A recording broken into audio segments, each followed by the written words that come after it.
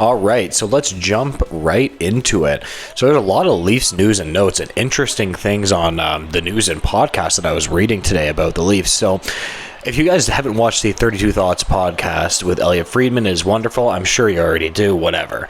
But I don't know if you guys caught it, but they were talking about the William Nylander migraine injury from last playoffs. Leaf fans know exactly what I'm talking about here.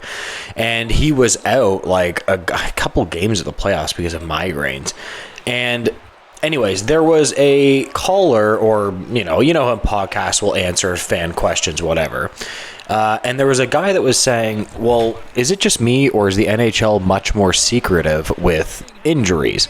And that's obviously true. And Elliot Friedman was going on about being like, no, it's a real thing. Like, it's, in the NFL, you know exactly what an injury is, or just in other leagues in general, the NHL tends to be like really, really secretive. Now, Elliot Friedman was talking about that, and then he quickly just alluded to, we when we give information out, like, teams really, really, really don't like it. Like, he alluded to the fact that the Leafs management, like, quote, got him in trouble. He said something along the lines of that, and I was like, oh, damn.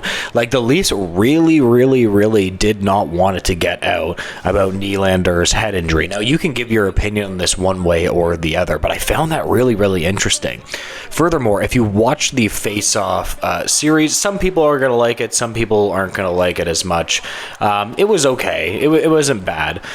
I don't want to be spreading misinformation. I don't know if this is 100% true. I don't know if that was shot during the actual playoffs, but in the actual series, he was like bouncing around. Now, again, caveat, he could have been not in the actual playoffs. Like, sometimes what series will do is they'll just like randomly tape it like after, and the person will like pretend. I know that's super weird, but sometimes that's what happens. So we don't know whether that was actually him in the playoffs for sure.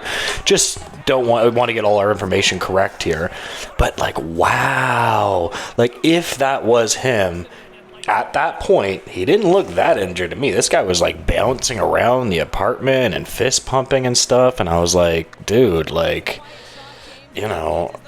should you be in the lineup right now? I don't know. I found that whole situation was incredibly weird when William Nylander was injured. And I honestly never knew exactly what to think about it, if you understand what I mean. Like, I remember for a period of time, like, they really dramaed it up where it was like, dude, like, what happened to this guy? Like, he played pretty much every game in the regular season. I can't remember, but I don't think he missed any regular season games. And then the guy just was gone. Like, and you're like, what happened to this guy? Like, and it ended up turning into like a migraine or whatever, which is, I don't know. You can give your opinions, drop the comments below, give your opinion on it. I don't know, whatever. It is what it is. Now, I also watch the Leaf Report, which is a fantastic podcast. You guys should watch that one as well. And they were alluding to the fact that, like, there are certain players that that James Myrtle and Siegel know that they are trying to trade, and one of them is Timothy Liljegren. Like, they've tried to trade David Camp as well, and they're open to trading. They're open to trading Kelly Yarncroc. We've alluded to this, and maybe it does make some sense now. When it comes to Liljegren, there are positives and possibly negatives to trading him. But he is such an enigma. He's such a weird player. Like, he doesn't really hit much. He doesn't score points. He's just a guy that you're like, he's just out there. And I just never know what to take of him. He's not a guy that's like a really good two-way guy that he can score a little bit of points, but he's also like just really trustworthy in the minutes that you give him. Like, those guys are very, very valuable, obviously. I just never know what to take of Timothy Liljegren. Now, they were alluding to the fact that the Leafs didn't want to give away Liljegren for nothing, which is good asset management. They shouldn't, and that's why they gave him $3 million a season, which is an insane contract for a guy that has proved nothing more than to be a third-line player. Like, I'm sorry. That's just a fact. Like, he's done nothing more than being third-line minutes. Yes, I know he could be something. Yes, I know he's young. Yes, I know the Leafs blue line is old. I know all that. I know you're going to say that. It's just, it is what it is. So they are absolutely looking to trade him. Maybe a trade by the time I post this video will already be done, because the Leafs are absolutely over the cap. I think that they can do some finagling here, but there seems to be something that's absolutely going to happen, and the Leafs are absolutely exploring a trade right now. Now, obviously, this is going to be a shame to me. Like, I remember when they drafted Timothy Liljegren, I was like, man, that was a great get. That was a great get by them, you know. Now, there must have been a reason why all the other teams didn't sign him, you know what I mean? Draft him. You know, maybe they knew something that the Leafs didn't. He was out with mono, I think, in his draft year or something like that. He had, you know, a bunch of issues, but he just really has never blossomed into the player that we thought he was. Like, I thought at worst he might have been like a strong two-way number four defenseman. You understand what I mean? I was like, okay, you know, that's a player that you can count on to be a number 4D. That hasn't even worked out. Like, I don't know about you guys, but I don't see him being any more than a bottom pair defenseman. But you guys can give me your opinions. You know, it's weird. He's always does the same thing. He shows up in the season. He's okay to start the season, although he hasn't been very good this preseason.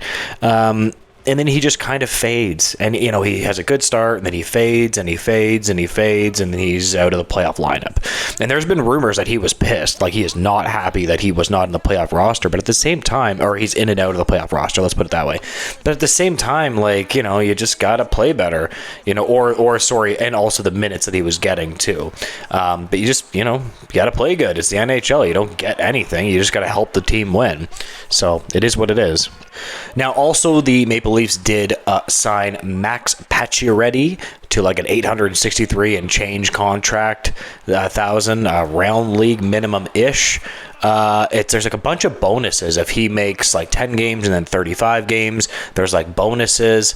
I don't know. I think that's possible though, that can go on next year's cap for the Maple Leafs, which I mean, I think that's what they were alluding to on the Leaf report. I don't really like that. But he looks like he can help the Leafs. So their left side will be Nyes, Robertson, Pacioretty, and Bobby McMahon. Then they signed Lorentz, and that's probably why they're looking to get rid of David Camp as well. Kind of makes sense to me because he's a cheaper option that can, I don't know, essentially do the same thing. Neither of them add much offense at all.